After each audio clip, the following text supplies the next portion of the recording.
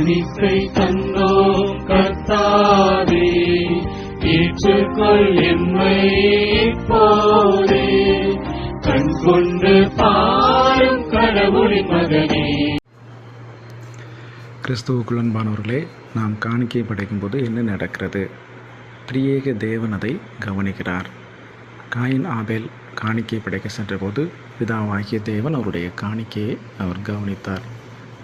அதே போல இயேசுவானவரும் ஏழை விதவை காணிக்கை படைத்த போது அவள் படைத்த காணிக்கையை ஆண்டவர் கண்டார் என்று சொல்லி பார்க்கிறோம். அதே போல் பரிசுத்த ஆவியானவரும் அனனியா சப்பிரால் என்பவர்கள் தங்களுடைய காணி ஆட்சியை விற்று அப்போஸ்தலருடைய பாதத்தில் வைத்தபொழுது அவர்கள் வஞ்சித்ததை பரிசுத்த ஆவியானவரும் கண்டார் என்று பார்க்கிறோம். எனவே காணிக்கை படைக்கும்போது கர்த்தர் அதை கவனிக்கிறார் என்பதை உணர்ந்தவர்களாக நாம் காணிக்கை படைப்போம். காணிக்கை படைத்த நபர்களை ஆண்டவர் கண்டு அவருடைய உள்ளத்தின்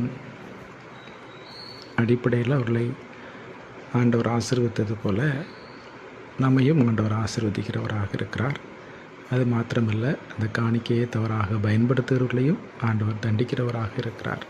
காணிக்கை படைக்கும் போதே அதை கண்டு ஆண்டவர் அதை கனப்படுத்துவாரானால் நிச்சயமாக காணிக்கையை நாம் கர்த்தருக்கென்று படைக்கிற பொழுது அந்த காணிக்கையை பயன்படுத்துகிறவர்களும் எப்படி பயன்படுத்துகிறார்கள் என்பதை ஆண்டவர் கவனித்தருகிறவராக இருக்கிறார்.